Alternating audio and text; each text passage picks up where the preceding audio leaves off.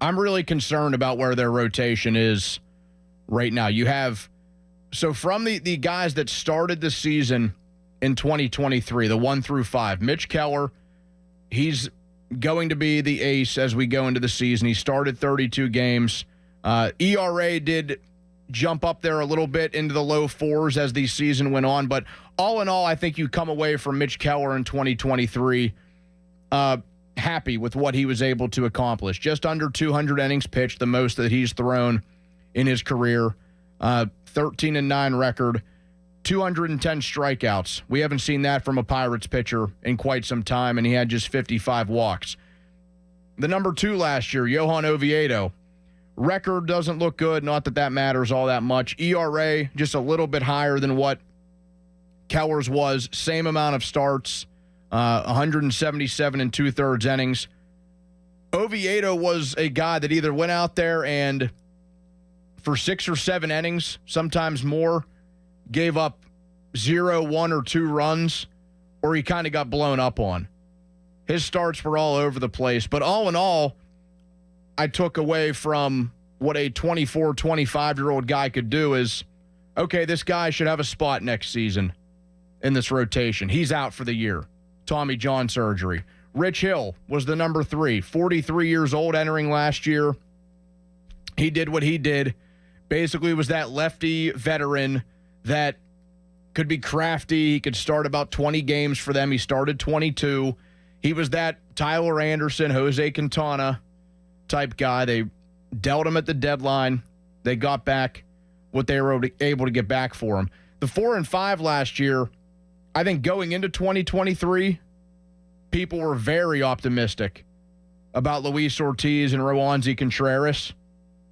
Complete opposite of that entering 2024. There's one guy in this rotation right now that was here this time last year, and that's Mitch Keller. Like Ortiz, I'm sure he'll get his starts in. Maybe Contreras gets back into it. Ortiz only started 15 games. Contreras started 11. He really blew up in those starts. Had an ERA over 6.5. They tried him out of the bullpen. It didn't really work out. Listen to some of the guys that started games last year.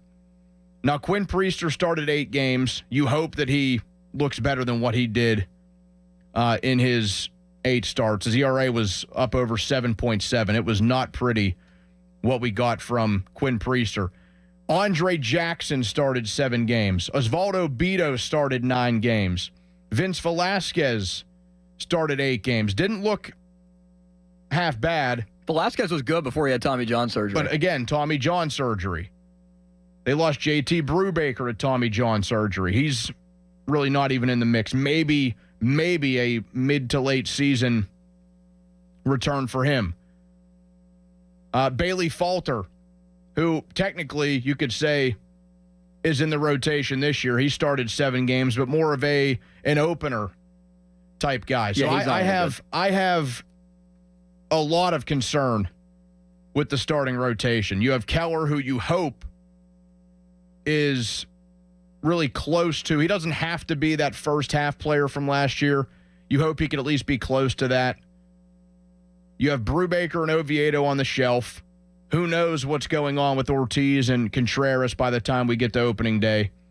Marco Gonzalez, Martin Perez, they're going to be the lefty innings eaters. And depending on how things go, are they even on this roster in late July around the deadline? Quinn Priester, you have to hope, looks better than last year. I mean, if he looks worse than last year, well, I got some bad news for you. And then eventually we're going to get Paul Skeens. Maybe by June. Yeah, mid-May. My personal hope, my internal Pirates fan hope is we see Paul Skeens by June.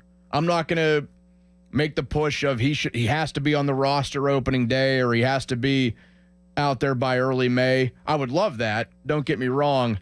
I'm going to start to get annoyed if we get into the month of June and this guy ain't up here. I'd say probably an 80% chance that he is by the middle of June. June 15th, let's benchmark it, that he would be up here, barring an injury or any unforeseen circumstances. If he's pitching like the way that we think that he's capable of, I can't imagine with Super 2, extra year of club control, that he wouldn't be up at that point. I do agree with you, though, on the bullpen, because I know that their plan, or their expected plan, this is something I've talked to Jason Mackey about, Pirates insider from the Post-Gazette. Their plan is basically get us through 5 innings and let the bullpen take care of it. Like, they want to try to replicate the Shark Tank from a decade ago.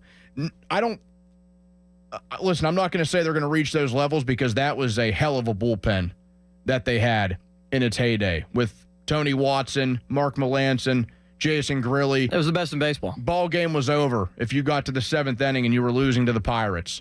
Like, that's why they ended up being so good for that 3-year stretch. Now, some of those parts moved around a little bit, but for the most part, those 3 guys had a lot of say in it. Right now, Holderman, Chapman, Bednar, you could do worse in the back end of your bullpen. I don't know who that 6th inning guy would be. Carmen Majinski. But I think right now their plan, absolutely hit 5 innings and let these guys take care of it. We'll take our chances with Holderman, Chapman, Bednar. And that's not saying that they're going to cap Mitch Keller if he's pitching a shutout in the 5th inning and just get it off to the bullpen as well. Like, it can keep going, but that's more likely the guys Marco Gonzalez, Martin Perez, eat some innings for us, pitch well, kind of like how Rich Hill was until he got traded at the deadline. Obviously, a little bit better results than what the Pirates are hoping for, but they had 2 starters all throughout September and parts of August last year. It was Keller and Oviedo. How about Oviedo? He had 15 games in which he allowed 1 run or fewer. I knew he had a lot of games where he allowed very few runs. I liked the guy. I was pretty upset seeing that he was going to be on the shelf. I mean, yeah, is he going to win any Cy Young awards? No.